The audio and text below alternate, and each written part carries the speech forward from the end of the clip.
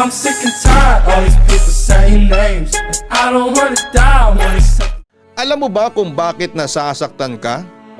Iniisip mo kasi na gusto ka rin niya kahit na hindi naman talaga. Ikaw lang ang umaasa at nasasaktan sa pagpupumilit sa sarili mo na mahalin ka din niya kahit na wala ka naman talagang pag-asa.